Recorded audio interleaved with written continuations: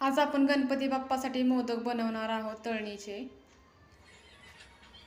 1 वाटी मैदा, 1 वाटी रवा आणि गव्हाचं पीठ घेतलेलं आहे 2-3 चमचे।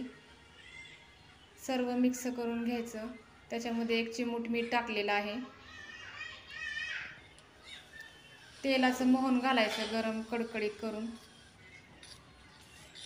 मिक्स करून घ्यायचं आणि पिठाचा एक गोळा तयार करून घ्यायचा। आता मी लाट्या बनवून घेतलेल्या आहेत, सारण भरलेले आहे त्याच्यामध्ये आणि मोदक बनवून घेते। अशा प्रकारे तुम्ही मोदक बनवा।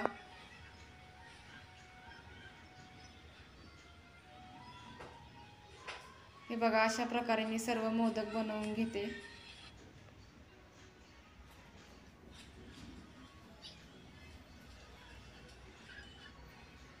मोदक बनवून घेतलेले आहेत।